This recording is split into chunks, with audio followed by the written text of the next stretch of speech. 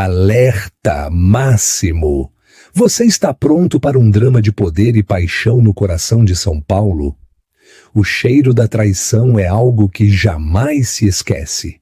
Para Valéria Sol, cheirava a eau de cologne cara e ao perfume barato de uma mulher que deveria ser sua amiga. Este não é um conto de fadas, mas a crônica de como um coração partido se tornou a arma mais afiada na guerra de poder mais brutal da capital paulista. Ela se levantou das cinzas da humilhação para se tornar a esposa de seu inimigo mais poderoso e impiedoso. Capítulo 1. A prova e a ruptura. O horizonte da cidade de São Paulo era uma tapeçaria de promessas brilhantes, vistas das janelas do loft que Valéria Sol compartilhava com seu noivo, Ricardo Aguiar. A vida deles, assim como a vista, parecia ilimitada, uma imagem perfeita de sucesso e romance modernos. Valéria, uma arquiteta jovem e talentosa, havia colocado sua alma no design de seu espaço compartilhado, um testemunho de seu futuro. Mas sua criação mais preciosa era o pequeno quarto no final do corredor, pintado em tons suaves de sálvia e creme. O quarto do bebê. Por semanas, um segredo silencioso e esperançoso vinha florescendo dentro dela. Esta manhã, 2 linhas rosadas em um teste de plástico haviam confirmado. Uma alegria pura e efervescente borbulhou dentro dela, tão potente que sentiu que poderia levantá-la do chão. Ela apertou o teste na mão, a outra descansando instintivamente sobre sua barriga ainda plana. Um bebê. O bebê deles. Ela imaginou o rosto de Ricardo quando lhe contasse, seu sorriso charmoso e fácil se desfazendo em uma careta de descrença genuína, depois derretendo na terna adoração pela qual ela havia se apaixonado.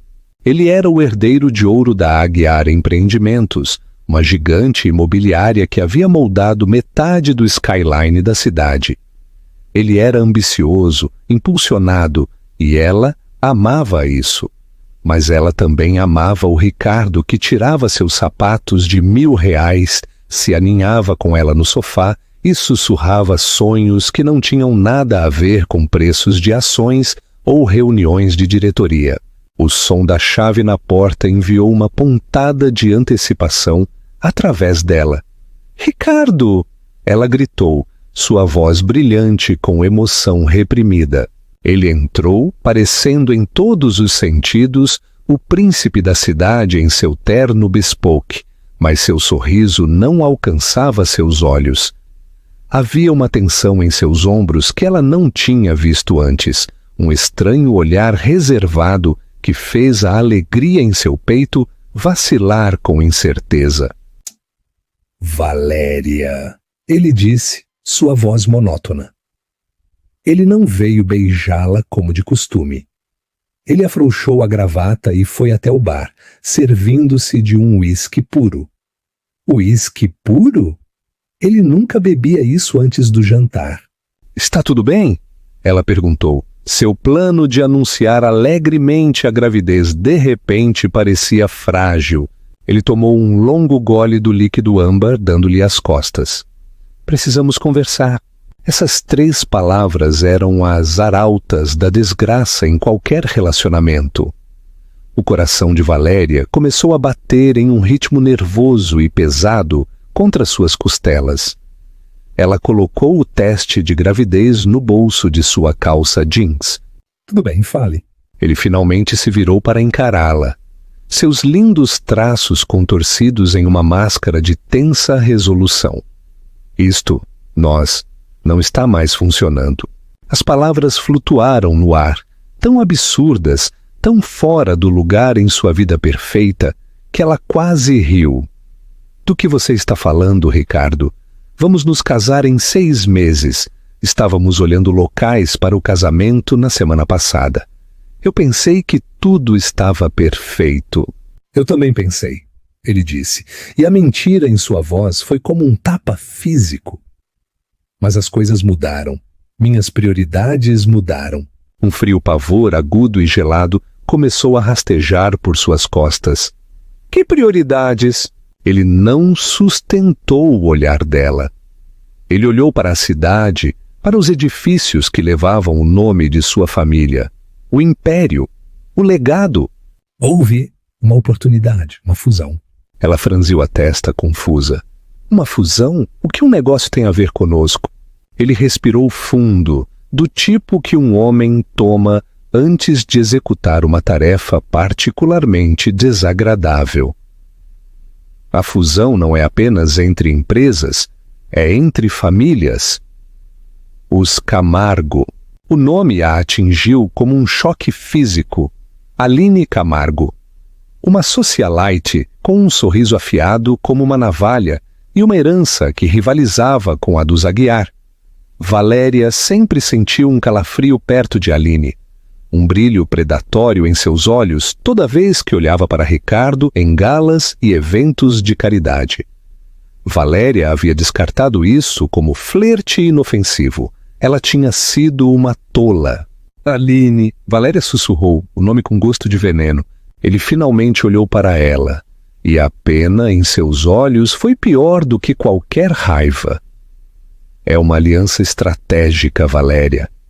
Garante o futuro da Aguiar Empreendimentos pelos próximos 50 anos. É o que minha mãe, o que minha família precisa. E o que nós precisamos? Ela gritou, sua voz falhou. E o nosso futuro? A vida que estávamos construindo? O quarto do bebê no final do corredor. Ele se encolheu com a menção do berçário. Isso era um sonho. Isso é a realidade. Eu não posso construir um futuro em cima de um sonho quando tenho um dever para com o império da minha família. O conto de fadas cuidadosamente construído de sua vida estava desmoronando ao seu redor, virando poeira e cinzas. O homem que ela amava estava parado diante dela, falando sobre a vida deles juntos, como se fosse uma empresa falida que precisava ser liquidada.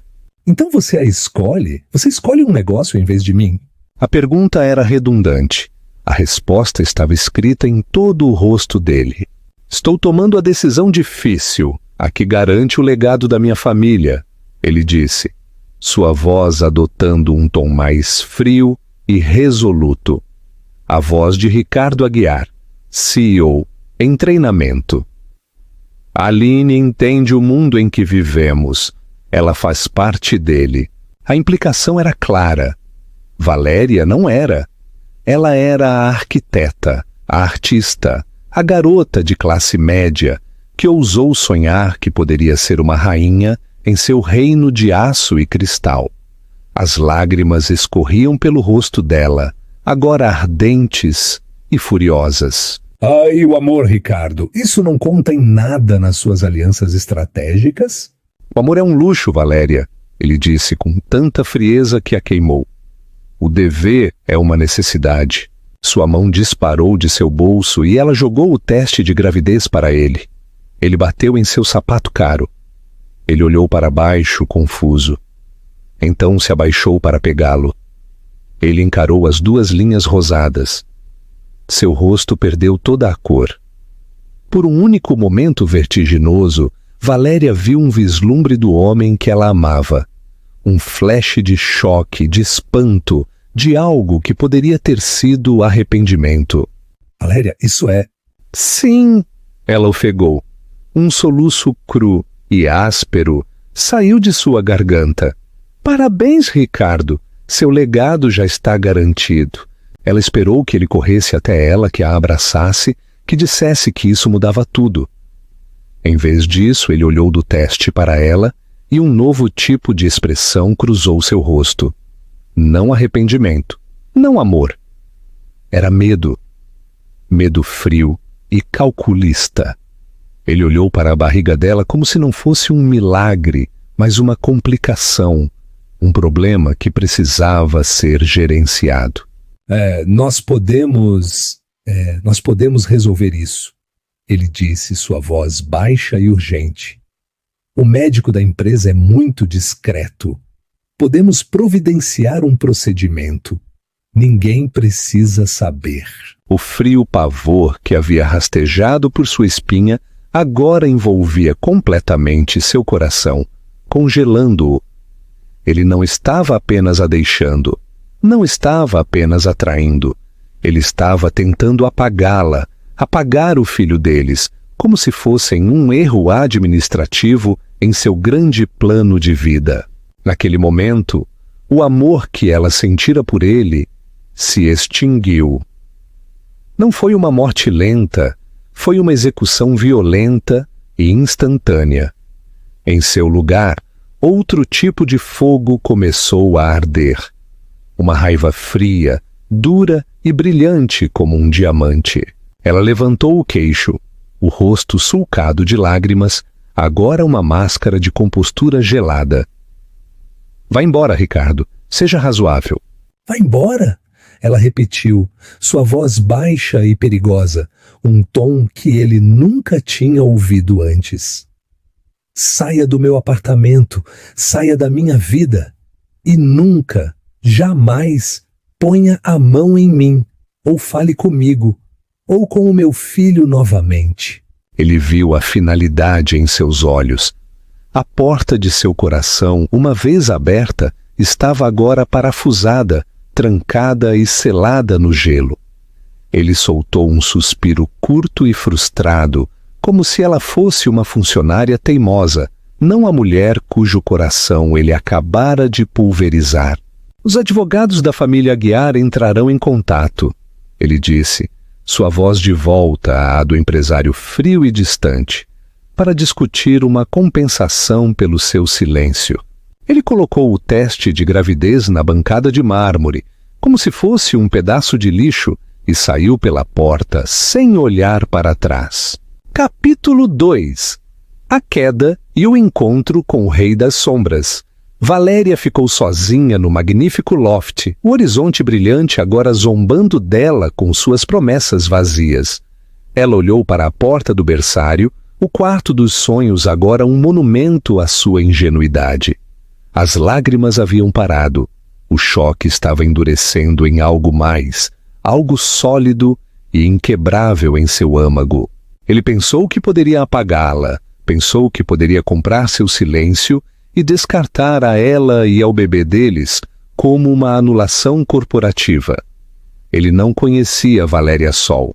Ele acabara de criar uma inimiga e em uma cidade de predadores e jogadores de poder, ele havia cometido o erro fatal de subestimar a fúria de uma mulher sem nada a perder. As semanas que se seguiram foram um nevoeiro de miséria cinzenta. Os advogados da família Aguiar foram tão rápidos e brutais quanto Ricardo havia prometido. Um homem de terno, com um rosto como um punho fechado, entregou-lhe um envelope grosso. Continha um acordo de confidencialidade que parecia uma ordem de silêncio e um cheque com zeros suficientes para parecer insultante. Era dinheiro de silêncio, uma indenização por rescisão de um relacionamento. Valéria rasgou o cheque ao meio e o devolveu com uma nota de uma palavra. Não. A retaliação foi imediata. Seu acesso ao loft foi revogado. Seus pertences foram embalados sem cerimônia em caixas e jogados em um depósito, com uma lista detalhada enviada para seu e-mail, como se ela fosse uma inquilina em atraso. As fechaduras foram trocadas. Seu nome foi apagado das listas de convidados. Os seguranças, que uma vez a cumprimentaram com um caloroso "Bom dia, doutora Sol", agora olhavam através dela como se ela fosse um fantasma. O noivado de Ricardo com Aline Camargo foi anunciado na revista Caras, com uma reportagem extensa de 10 páginas que celebrava a fusão do século. Lá estavam eles, sorridentes, radiantes, brindando com taças de champanhe. A mão de Ricardo repousava possessivamente na cintura de Aline, o local exato onde o bebê de Valéria crescia silenciosamente e desafiadoramente. O mundo celebrou a união deles, alheio aos restos que haviam deixado para trás. Valéria encontrou refúgio em um pequeno quarto alugado em um terceiro andar sem elevador, em um bairro humilde, do tipo de lugar que ela pensou ter deixado para trás para sempre. A grandeza do loft foi substituída por tinta descascada e o gemido constante das sirenes. Ela estava arruinada, grávida e completamente sozinha. Sua melhor amiga Sofia, uma jornalista de temperamento forte que nunca havia confiado em Ricardo, era sua única tábua de salvação, trazendo mantimentos e indignação justificada em igual medida. Você tem que lutar contra ele, Valéria. Sofia insistiu, andando de um lado para o outro no pequeno quarto. Leve-o ao tribunal, exponha-o pelo demônio corporativo sem alma que ele é. A imprensa teria um banquete. E o que isso alcançaria, Sofia? Perguntou Valéria, sua voz cansada. Ela estava olhando pela janela para a parede de tijolos do prédio adjacente. Os Aguiar são donos de metade dos juízes desta cidade. A equipe de RRPP dele me pintaria como uma oportunista caça-fortunas. Eles arrastariam meu nome na lama até que não sobrasse nada. Seria um escândalo de uma semana e então eu seria esquecida. E eu teria feito meu bebê passar por tudo isso por nada. Proteger seu filho era agora seu foco singular. A raiva ainda estava lá, uma luz piloto queimando constantemente em seu peito, mas estava temperada por um instinto maternal feroz. Ela começou a procurar trabalho, mas seu portfólio estava ligado a uma firma que fazia negócios significativos com a Aguiar Empreendimentos. As portas que antes estavam abertas estavam agora educadamente, mas firmemente fechadas. A influência Aguiar era longa e sufocante. Em uma tarde chuvosa de terça-feira, ao sair de uma entrevista de emprego infrutífera, com seu espírito no ponto mais baixo, ela viu um elegante carro preto em marcha lenta ao lado do meio-fio. Era um Maybach, um gigante silencioso de riqueza e poder que estava completamente fora de lugar na rua de terra batida da cidade. Ao passar pela janela traseira, ela deslizou para baixo. Lá dentro estava sentado um homem que ela reconheceu instantaneamente das páginas financeiras e colunas de sociedade. Elias Machado. Se Ricardo Aguiar era o príncipe de ouro da cidade, Elias Machado era seu rei das sombras. Sua empresa Machado Indústrias era o único rival real do Império Aguiar. Eles estavam envolvidos em uma batalha implacável de décadas por domínio em imóveis, tecnologia e finanças. Onde os Aguiar eram dinheiro antigo, que cultivava uma imagem de prestígio dinástico, Machado era uma força da natureza autodidata, um tubarão que havia devorado sua concorrência com eficiência assustadora. Ele era notoriamente reservado, raramente fotografado e, segundo rumores, absolutamente impiedoso. Seu rosto afiado e anguloso, com olhos escuros, penetrantes e inteligentes, era ainda mais intimidante pessoalmente. Senhorita Sol, ele disse, sua voz era um barítono grave, quieto e desprovido de inflexão. No entanto, exigia atenção. Valéria congelou. Seu guarda-chuva barato pouco fazia para protegê-la da chuva açoitada pelo vento. Por que o inimigo mortal de Ricardo Aguiar estava falando com ela? Um homem de uniforme de motorista rapidamente saiu do carro e abriu a porta traseira para ela. O senhor Machado gostaria de falar com a senhora. Por favor, saia da chuva. Todo instinto gritava para ela correr. Este homem era um predador e ela era uma presa ferida. Mas para onde ela poderia correr? De volta ao seu pequeno quarto e sua conta bancária encolhendo? A curiosidade e uma estranha sensação de não ter nada a perder a impulsionaram para a frente. Ela dobrou o guarda-chuva e deslizou para o luxuoso interior de couro do carro. A porta se fechou, silenciando o barulho da cidade, fechando-os em um casulo de luxo silencioso. O carro cheirava a couro rico e algo limpo e masculino como bergamota. Elias Machado a encarou com uma quietude inquietante. Seus olhos não perderam nada, absorvendo seu casaco úmido pela chuva, sua pasta desgastada e a firmeza desafiadora de sua mandíbula. Não vou perder seu tempo, Sol. Ele começou, sua voz suave como pedra polida. Estou ciente de sua situação em relação a Ricardo Aguiar. A espinha de Valéria ficou rígida. Minha situação é um assunto particular. Um fantasma de sorriso tocou seus lábios, desaparecendo tão rápido quanto surgiu.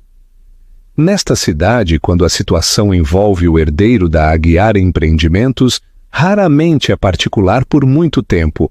Faço questão de conhecer as fraquezas do meu concorrente, e o senhor Aguiar acaba de demonstrar uma significativa.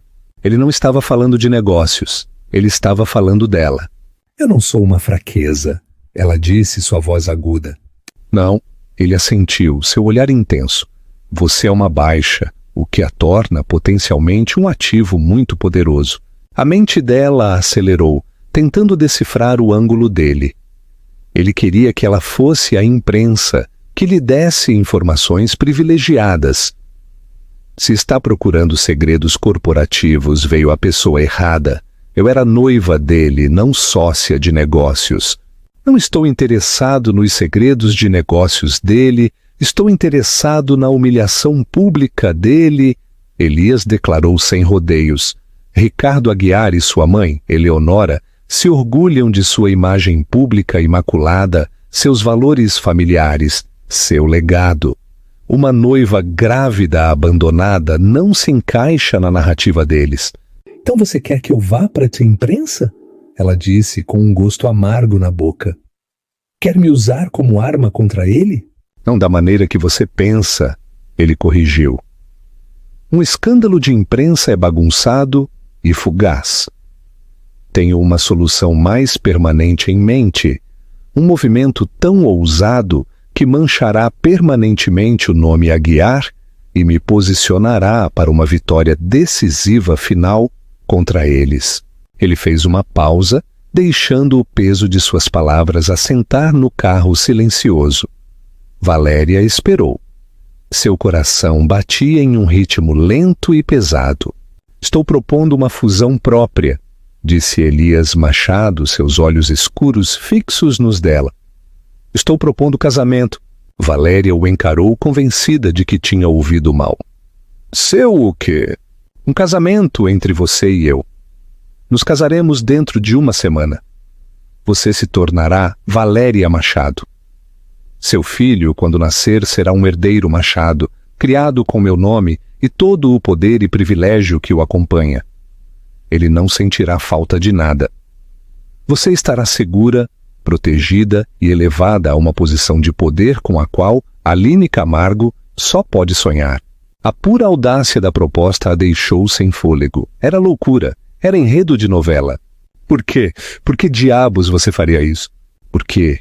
Ele disse, inclinando-se ligeiramente para a frente, sua voz baixando a um sussurro confidencial. A única coisa mais chocante do que Ricardo Aguiar cruelmente descartando sua noiva grávida é essa mesma mulher reaparecer, de braços dados, com seu maior inimigo, com o filho dela nascendo com o meu nome. É um cheque-mate, senhorita Sol. Ataca o orgulho dele, o legado dele e a posição pública dele em um movimento limpo e devastador. Isso o tornará o chacota dos círculos que mais importam para ele. Ela viu a lógica fria e dura. Era um movimento magistralmente cruel, uma peça de guerra corporativa jogada em um tabuleiro de xadrez humano e pessoal. Ela seria a rainha no jogo dele, usada para encurralar o rei oposto. E o que você ganha com isso além de humilhar Ricardo? Ela perguntou, sua mente tentando processar a oferta impossível. Eu já disse que é uma vitória estratégica. Além disso, os termos são simples. Seria um casamento apenas no nome, um contrato. Você teria sua liberdade, suas próprias finanças, sua própria vida dentro do casamento. Meus únicos requisitos são sua lealdade pública e que você crie seu filho como um machado. Em troca, eu lhe ofereço santuário e lhe ofereço vingança. Vingança. A palavra flutuou entre eles, sedutora e perigosa. Ele estava lhe oferecendo uma gaiola dourada, mas uma gaiola que vinha com paredes de aço para protegê-la e ao bebê dela do zaguear. Ele estava lhe oferecendo a única coisa que ela ansiava mais do que tudo. Uma maneira de fazer Ricardo pagar, não com dinheiro, mas com a única coisa que ele realmente valorizava: seu orgulho. Ela pensou nos olhos frios de Ricardo quando ele sugeriu que ela resolvesse o problema do bebê deles. Ela pensou em sua mãe, Eleonora Aguiar, uma mulher tão fria e dura quanto os diamantes que ela usava, que, sem dúvida, havia orquestrado todo o caso. Uma mulher que via pessoas como peões. Elias Machado estava jogando o mesmo jogo, mas pelo menos era honesto sobre isso. Ele não fingia que era amor. Estava oferecendo uma transação, um escudo para ela e uma espada para ele. A senhora tem até amanhã de manhã para decidir, ele disse como se sentisse sua batalha interna. Ele lhe entregou um simples cartão de visita preto. Ele continha apenas um nome e um número. Meu carro estará esperando por você fora do seu prédio às 9 em ponto. Se você entrar, eu terei minha resposta. Com isso, o motorista abriu a porta dela. Valéria saiu para a chuva, agarrando o pequeno e rígido cartão na mão. O Maybach se afastou do meio-fio, tão silenciosamente quanto havia chegado, desaparecendo na cidade cinzenta. Valéria ficou na calçada, a chuva encharcando seu cabelo, o mundo girando ao seu redor. Ela tinha uma escolha: continuar sendo uma vítima, lutando por migalhas nas sombras, ou se tornar uma jogadora no grande jogo implacável da elite da cidade. Ela poderia ser Valéria Sol, a arquiteta quebrada, ou poderia se tornar Valéria Machado, a esposa do homem mais poderoso que ela já conhecera e a encarnação viva do maior arrependimento de Ricardo Aguiar. Sua mão se fechou ao redor do cartão, suas bordas afiadas cravando em sua palma. Pela primeira vez em semanas, ela não sentiu desespero, mas uma faísca de algo perigoso e estimulante. Uma faísca de poder. Capítulo 3. O casamento estratégico. Na manhã seguinte, precisamente às 9, o Maybach preto estava esperando. Valéria não tinha dormido. Ela passou a noite andando em seu pequeno quarto, pesando a vida de uma vítima contra a vida de um peão. Um peão, ela raciocinou, pelo menos permanece no tabuleiro. Vestida com a melhor roupa que ainda possuía, um vestido preto simples, mas elegante, ela saiu de seu prédio e não hesitou. Ela abriu a porta do carro sozinha e deslizou para dentro. Elias Machado estava sentado no mesmo lugar, parecendo tão impecável e ilegível quanto no dia anterior.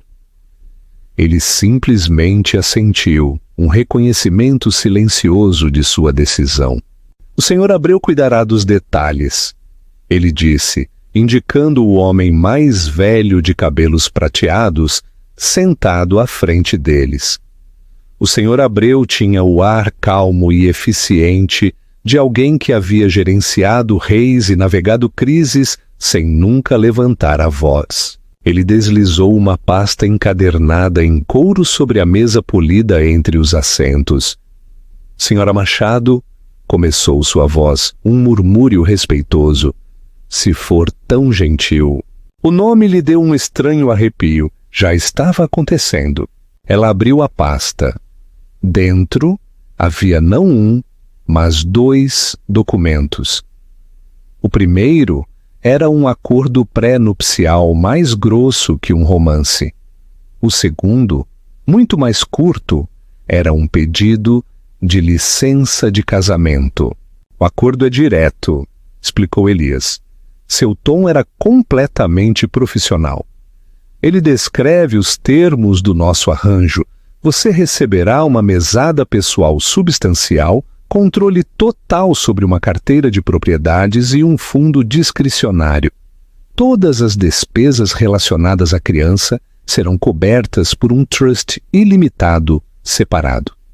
Seu filho será legalmente nomeado meu herdeiro, com plenos direitos de herança a uma porção designada do patrimônio Machado, irrevogável após o nascimento. Valéria examinou as páginas. Os números eram astronômicos, as cláusulas inquebráveis. Essencialmente, ele estava fazendo dela e de seu filho nascituro imensamente ricos de forma independente. Em troca, ele continuou, você desempenhará os deveres públicos de minha esposa. Você comparecerá a galas, sediará jantares, será vista de braços dados comigo. Você apresentará uma frente unida em todos os momentos. Em particular, levaremos vidas separadas. Meu loft tem 2 alas principais. Você ocupará a ala leste. Eu permanecerei na ala oeste. A discrição é primordial. A lealdade não é negociável. E se eu quebrar os termos? Ela perguntou, olhando para ele. Os acordos financeiros são anulados. Você sai sem nada. Ele afirmou sem um traço de malícia. Era um fato simples. Mas o trust da criança é absoluto. Não pode ser tocado. Não importa o que aconteça entre nós. Era o safety net definitivo. Mesmo que ela falhasse, seu filho estaria seguro. Isso era tudo o que importava. E Ricardo? Ela perguntou. O nome soava estranho em sua língua. Você não terá contato com ele. Qualquer tentativa que ele fizer será tratada por minha equipe legal e de segurança. Você não deve interagir. Sua indiferença será uma arma muito mais potente do que qualquer discussão. Ela pegou a caneta que o Sr. Abreu lhe ofereceu. Sua mão estava firme enquanto ela assinava seu nome, Valéria Sol.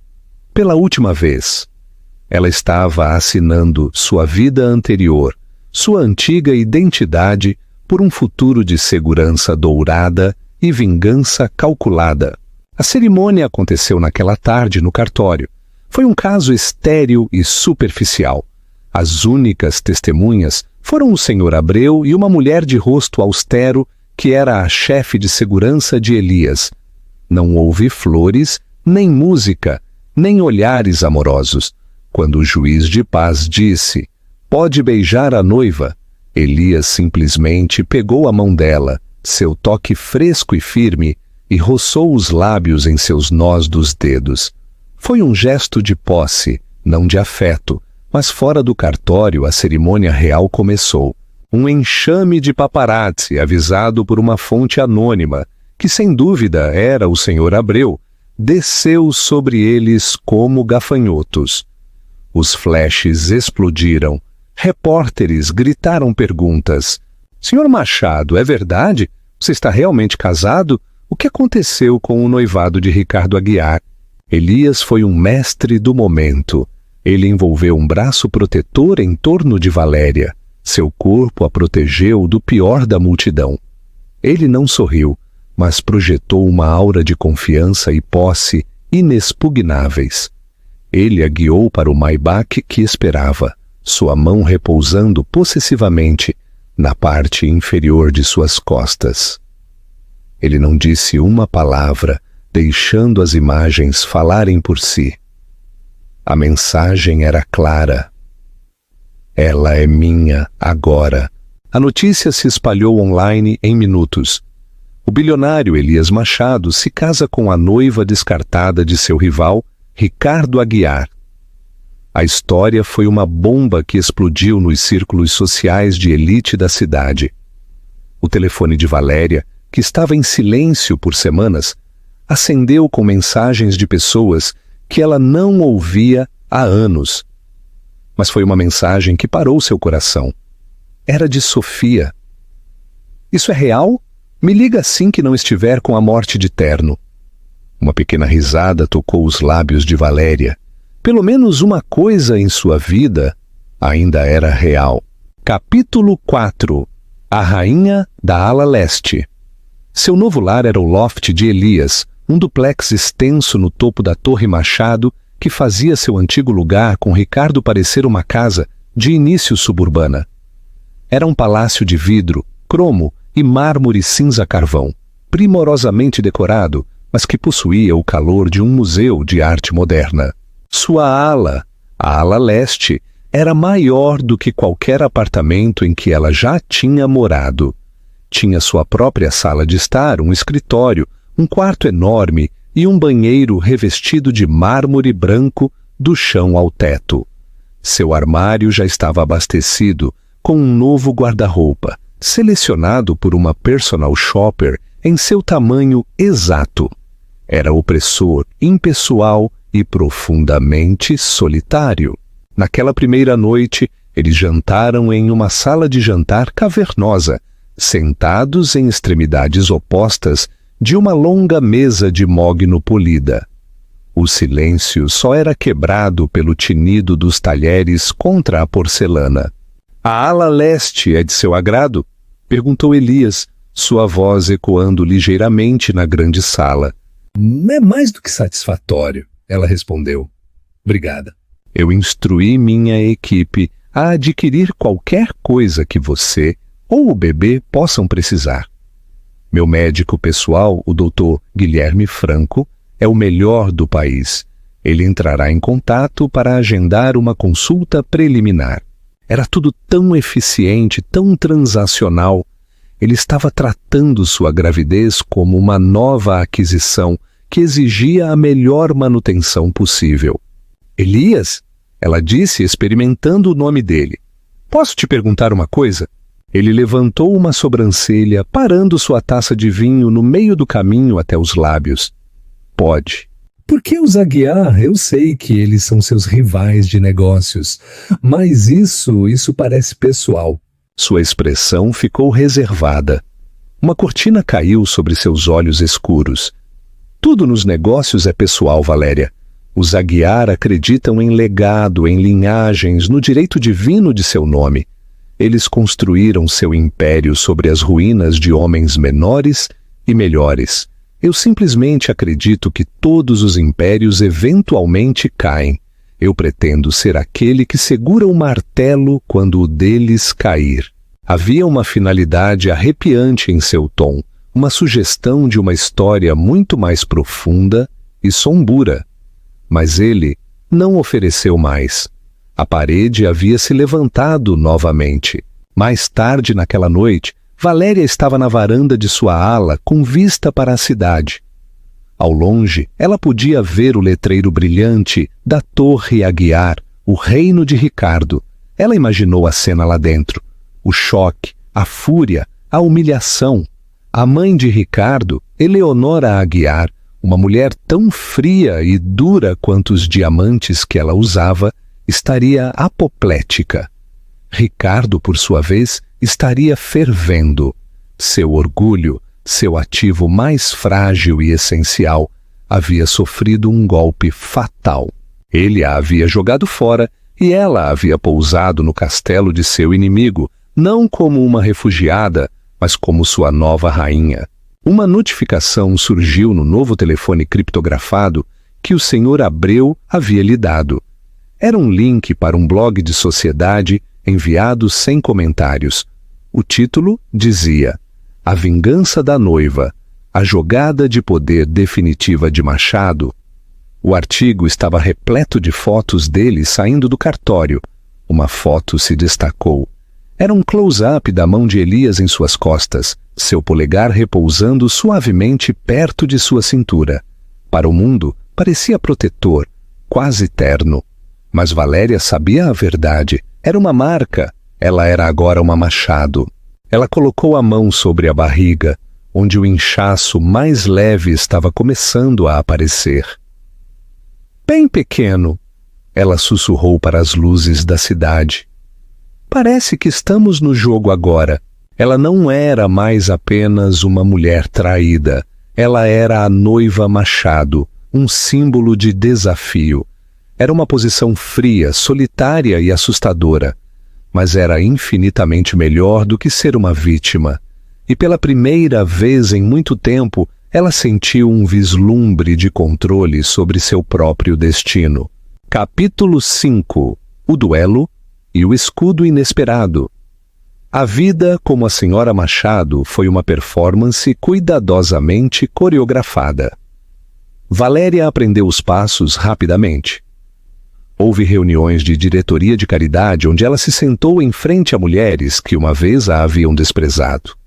Suas expressões agora, uma mistura de espanto e inveja mal disfarçada. Houve jantares tranquilos e luxuosos onde os sócios comerciais de Elias falavam com ela com uma deferência que beirava o medo. Ela era uma extensão dele, um símbolo de sua audácia. Seu primeiro grande teste veio 1 mês após o casamento, no gala anual do museu, o ápice do calendário social de São Paulo.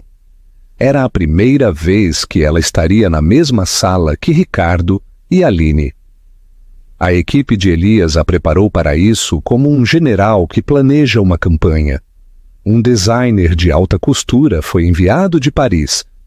O vestido era uma obra-prima de seda verde esmeralda profunda que abraçava suas curvas e caía engenhosamente sobre sua barriga de grávida já notável. Uma equipe de segurança a informou sobre as plantas baixas e as estratégias de saída. Você não vai interagir, Elias lhe disse no carro a caminho, sua voz baixa e firme. Ele estava usando um smoking preto clássico que o fazia parecer ainda mais formidável. Você será serena, intocável. Sua felicidade é sua arma. Sua indiferença é seu escudo. Quando eles entraram no grande salão de baile, houve um silêncio na multidão. Todas as cabeças se viraram. Valéria sentiu 100 pares de olhos sobre ela, mas manteve o olhar para a frente, a mão repousando levemente no braço de Elias. Ele os conduziu à mesa deles, um local privilegiado perto do palco, com a graça impressa de um rei entrando em sua corte. Ela os viu do outro lado da sala. Ricardo parecia pálido, seu sorriso tenso e forçado. Aline, envolta em uma ostentosa exibição de lantejoulas vermelhas e diamantes, olhava para Valéria com veneno não disfarçado. A visão de Valéria, radiante e grávida no braço de Elias Machado, era claramente o insulto definitivo. Por horas, Valéria interpretou seu papel perfeitamente.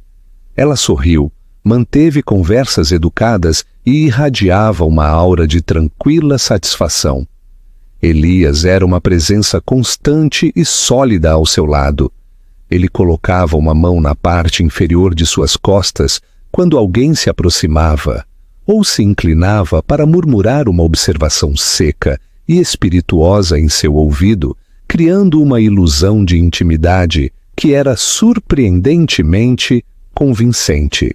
O confronto inevitável ocorreu perto do lavatório. Valéria havia se desculpado quando Aline a encurralou perto das pias ornamentadas. Ora, ora! Aline zombou. Sua voz pingava malícia. A pequena causa de caridade toda vestida. Sabe, Esmeralda, é adorável, mas faz você parecer bem vulgar. Valéria encarou seu reflexo no espelho, recusando-se a olhar diretamente para Aline. É uma pena que seu vestido não veio com uma personalidade à altura, Aline. O vermelho é a cor da paixão, e tudo o que vejo é desespero. O rosto de Aline se contraiu. Você acha que ganhou, não é? Casando com aquele monstro sem alma? Você é apenas um peão no jogo dele com Ricardo, Um bem que ele adquiriu para irritar o rival. E isso a torna o quê? Respondeu Valéria, finalmente se virando para encará-la, sua voz calma e uniforme. O prêmio de consolação. A mulher com quem um homem se casou pela empresa do pai dela.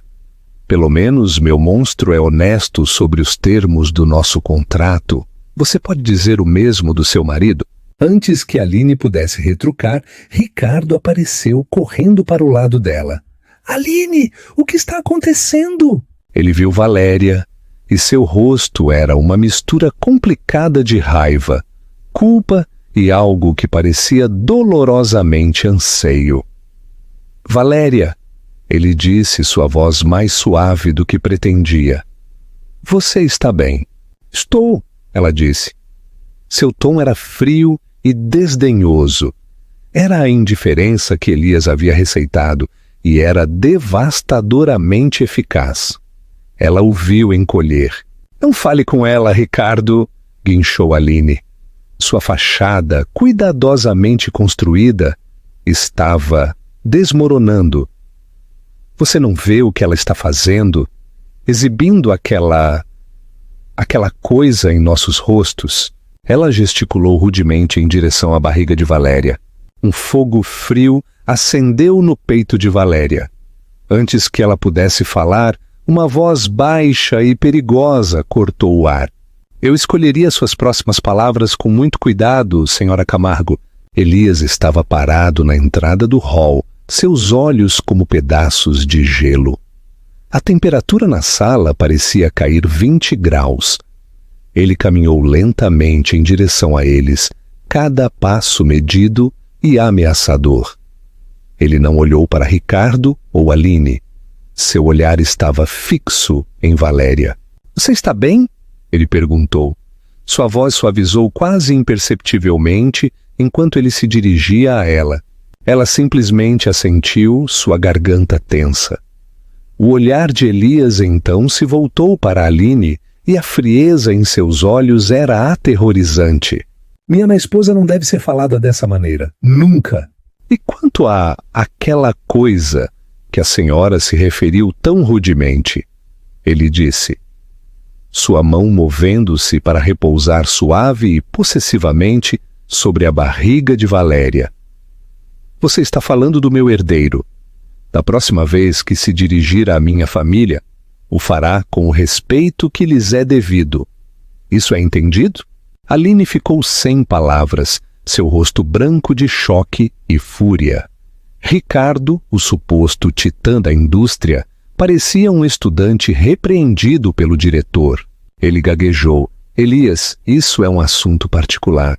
Você o tornou meu assunto quando colocou minha esposa nesta posição. Elias o interrompeu, sua voz letalmente silenciosa. Saiam agora. Eles se esgueiraram, uma retirada humilhante sobre a qual a dúzia de curiosos estaria fofocando por meses. A jogada de poder foi completa. Elias se virou para Valéria. Sua expressão suavizou novamente. Vamos para casa. No carro, o silêncio era diferente. Não era o silêncio formal e constrangedor de suas primeiras semanas. Estava espesso de emoção não dita.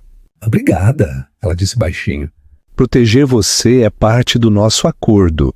Ele respondeu, mas sua voz não tinha seu tom habitual de negócios. Ele não tem o direito de lhe causar angústia. Capítulo 6. O vínculo da vulnerabilidade. Algumas semanas depois, a realidade de sua gravidez atingiu com força. Uma dor aguda repentina em uma tarde enviou uma onda de pânico através dela. Ela agarrou o estômago, tonta e aterrorizada. Ignorando o protocolo de contatar o Sr. Abreu, ela fez a única coisa que lhe ocorreu. Ela ligou para o número pessoal de Elias. Ele atendeu no primeiro toque. Elias, algo está errado. Ela ofegou. O bebê. Eu estou com essa dor. A linha ficou em silêncio por uma fração de segundo. Fique onde está. Estou a caminho. Ela esperava que ele enviasse o Dr. Franco ou o Sr. Abreu. Mas 20 minutos depois foi o próprio Elias quem invadiu sua ala, sua gravata afrouxada, seu rosto pálido com um medo cru e não disfarçado que ela nunca tinha visto nele antes. Ele não hesitou. Ele a levantou em seus braços como se ela não pesasse nada e a levou para o carro que esperava, gritando ordens para sua equipe. Leve o Franco para o hospital. Limpe o caminho, agora. No hospital, ele nunca saiu do lado dela. Ele segurou a mão dela enquanto os médicos faziam testes, seu aperto firme e tranquilizador. Ele falou com a equipe médica com uma autoridade cortante e urgente que obteve resultados imediatos. As horas se misturaram em um nevoeiro de medo e desconforto. Acabou sendo um susto, uma complicação chamada dor do ligamento redondo, comum na gravidez, mas assustadora. O bebê estava bem, saudável e forte. Quando o médico saiu, deixando-os sozinhos no quarto privado silencioso, Valéria finalmente soltou a respiração que estava segurando. Ela começou a chorar. Lágrimas silenciosas de alívio e exaustão rolaram por suas bochechas. Elias sentou-se na beirada de sua cama. Ele não disse nada. Ele apenas tirou um lenço do bolso e gentilmente enxugou as lágrimas de seu rosto. Seu toque foi hesitante, quase tentativo, como se estivesse manipulando algo incrivelmente frágil. "Tá tudo bem, Valéria", ele murmurou, sua voz rouca de emoção. "O bebê está bem." Ela olhou para ele, para este homem frio e calculista que acabara de ter seu dia destruído e havia demonstrado mais pânico e preocupação do que Ricardo jamais demonstrou. Ele não estava olhando para ela como um ativo ou um peão. Ele estava olhando para ela e para a barriga dela com uma ferocidade protetora que parecia dolorosamente real. "Você estava com medo", ela sussurrou. Ele olhou para o lado, olhando pela janela, recompondo-se. A máscara do empresário implacável voltou ao seu lugar, mas não antes que ela tivesse visto o homem por trás dela. "O herdeiro Machado é um investimento significativo", disse sua voz, recuperando seu habitual desapego frio. Eu estava protegendo meu investimento, mas ela sabia que era mentira. Ela tinha visto nos olhos dele. Naquele momento de terror, as linhas de seu contrato haviam se misturado. Ele não era apenas seu protetor contratual. De alguma forma estranha e inesperada, ele estava se tornando seu parceiro.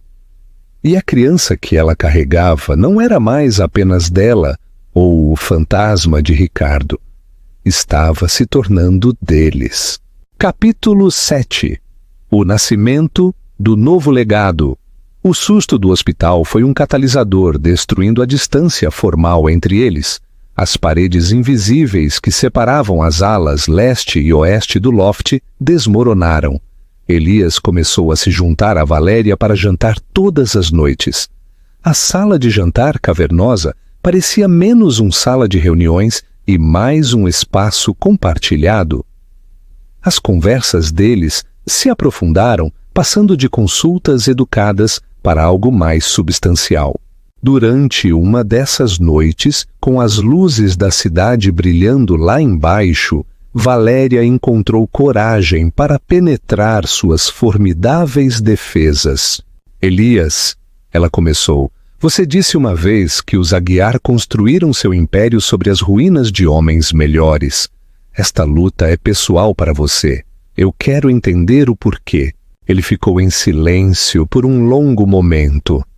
Sua expressão era indecifrável enquanto olhava para a lareira. Quando ele finalmente falou, sua voz era baixa, pesada com o peso da dor antiga. "O nome do meu pai era Alexandre Machado", ele disse. Ele era um inovador, um arquiteto com uma visão brilhante. Ele desenvolveu um novo material de construção sustentável que estava prestes a revolucionar a indústria. Valéria, a arquiteta, se inclinou, cativada. Ele era um criador, não um lutador, continuou Elias com uma ponta amarga em seu tom. Ele fez parceria com a Aguiar Empreendimentos para levar seu trabalho ao mercado. O avô de Ricardo, Afonso Aguiar, prometeu-lhe o mundo. Em vez disso, ele o roubou. Através de brechas legais e estrangulamento financeiro, Aguiar expulsou meu pai. Ele se apossou de suas patentes e lançou a Torre Aguiar usando uma versão diluída e mais barata da tecnologia do meu pai. Não foi o dinheiro que o quebrou, foi o roubo de seu legado. Ele morreu de um ataque cardíaco quando eu tinha 19 anos. Todos chamaram de estresse. Eu soube que era traição. A história pairou no ar, crua e dolorosa. Esta não era uma rivalidade comercial, era uma vendetta de sangue. Sua ambição implacável foi forjada no fogo do que os Aguiar haviam feito à sua família. Sinto muito, Elias, Valéria sussurrou. Seu coração doía pelo garoto que teve que canalizar sua dor em uma busca por justiça ao longo da vida. Ele assentiu levemente, aceitando sua simpatia, sem se deter nela. Por sua vez, ela se viu se abrindo, contando a ele seus próprios sonhos de arquitetura compassiva, de construir espaços que nutrissem comunidades. Ele ouviu com uma intensidade que a fez se sentir verdadeiramente vista. No dia seguinte, um conjunto completo de software arquitetônico de última geração e ferramentas de desenho foi instalado em seu escritório. O bilhete anexo era simples. Uma mente como a sua não deve ficar ociosa. Empoderada, Valéria começou a trabalhar. Ela canalizou sua energia para o design de um projeto flagship para a recém-formada Fundação Machado, uma série de centros juvenis construídos sobre princípios de sustentabilidade, um tributo silencioso ao seu pai e à comunidade. Ela apresentou o plano a Elias, não como sua esposa, mas como uma colega profissional. Ele revisou seus projetos com um olho perspicaz e crítico. Isso é excepcional, Valéria, ele disse, sua voz cheia de admiração genuína. Não é apenas um prédio, é uma declaração. A fundação irá financiá-lo. Você liderará o projeto. Um senso de propósito inteiramente próprio floresceu dentro dela. Ela estava ganhando não apenas sua proteção, mas seu respeito. Sua parceria estava evoluindo, tornando-se uma aliança de mentes, além de circunstâncias. Uma nova e mais suave intimidade cresceu entre eles. Uma noite, ele a encontrou no berçário recém-concluído e timidamente colocou a mão em sua barriga.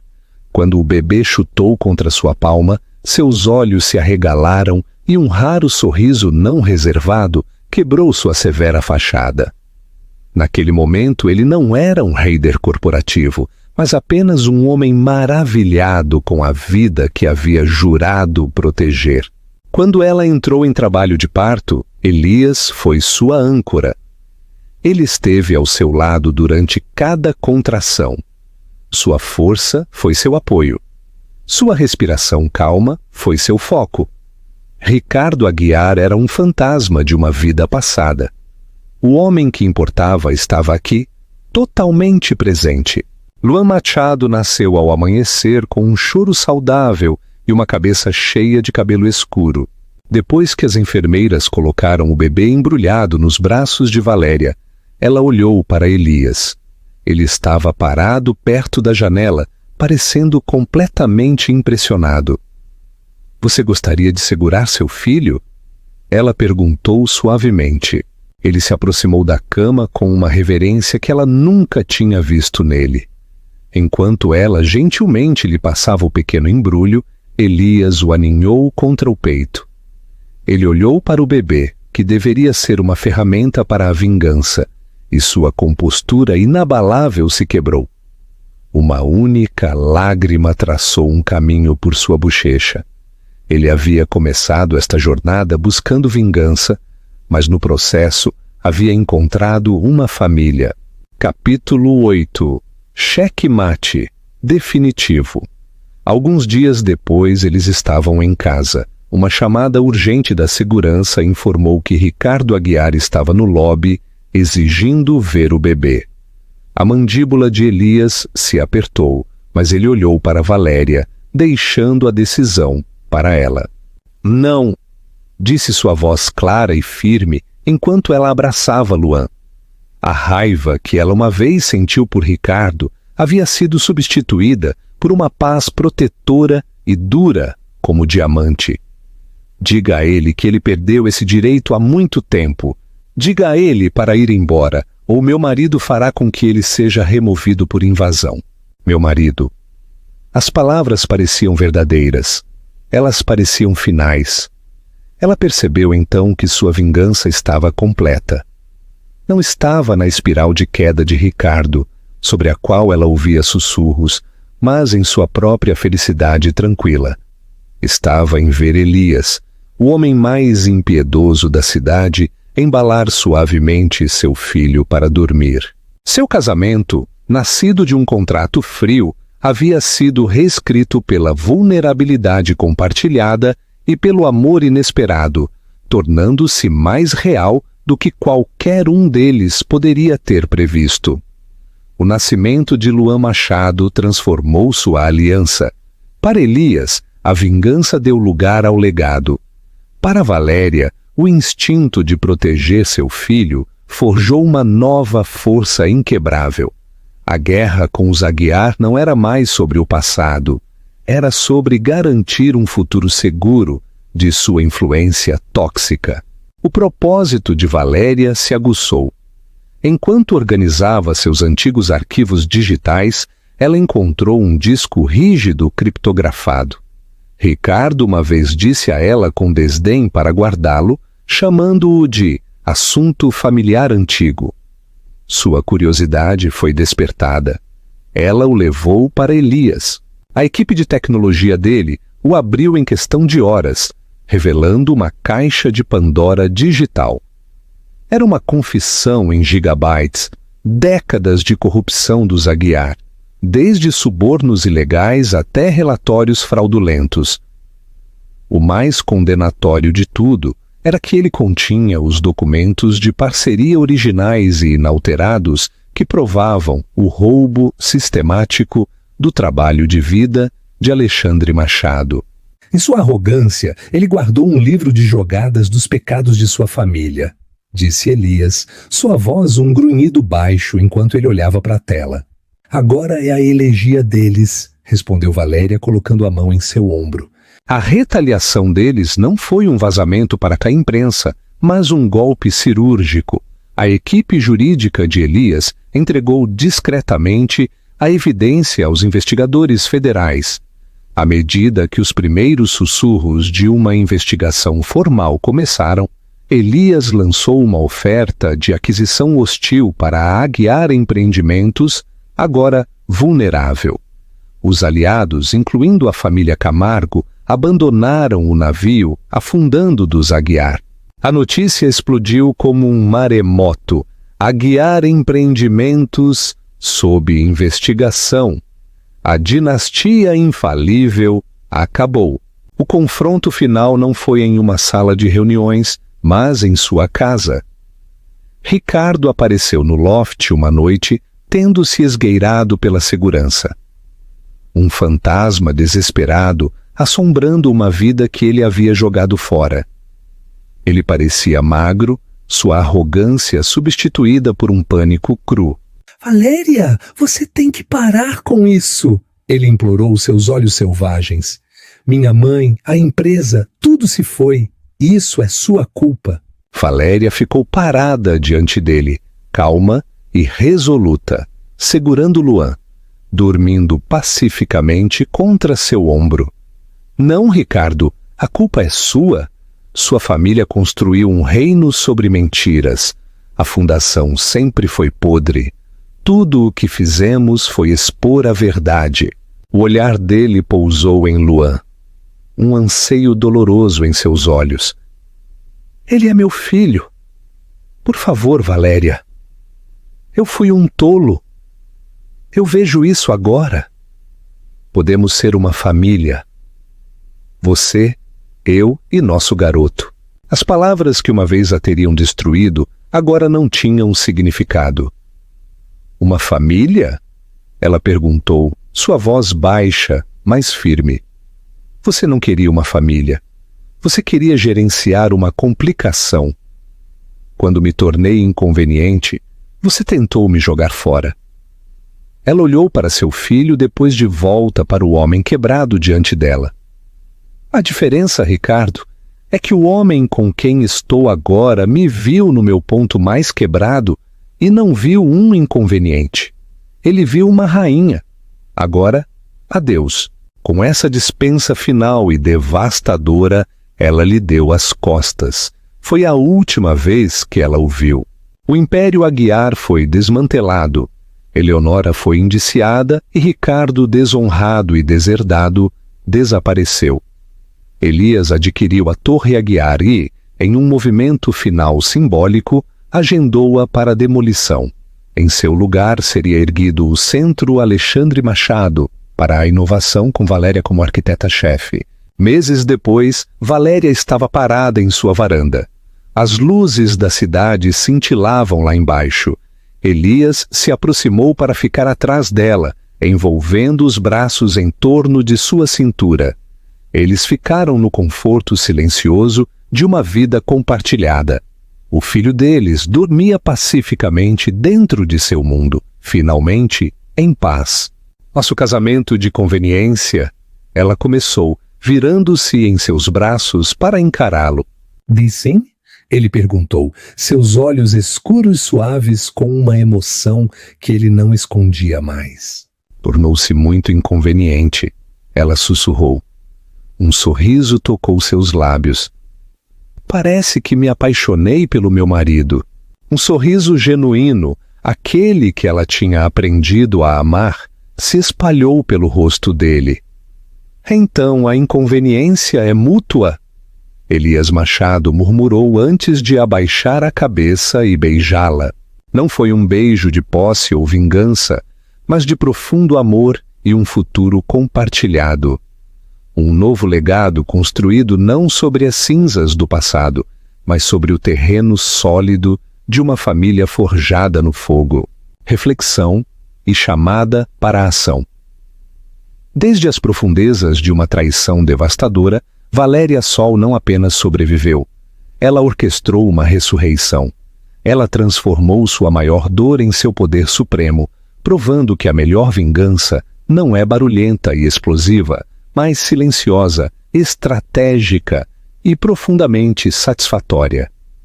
Ela não apenas se casou com o inimigo de seu ex-noivo, ela construiu uma nova vida, um novo legado e encontrou um amor mais real e poderoso do que o conto de fadas que pensou ter perdido.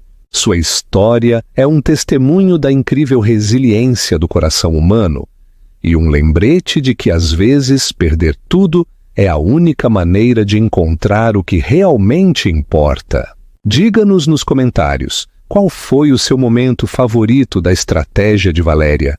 Você acha que o casamento dela com Elias foi amor verdadeiro ou a aliança definitiva de poder? Se a jornada de Valéria de desgosto a triunfo a comoveu, e se você acredita no poder de reescrever sua própria história, mostre seu apoio. Curta este vídeo, compartilhe-o com alguém que precise de uma história de força e certifique-se de se inscrever em nosso canal para mais histórias inesquecíveis de justiça, empoderamento e vitória definitiva.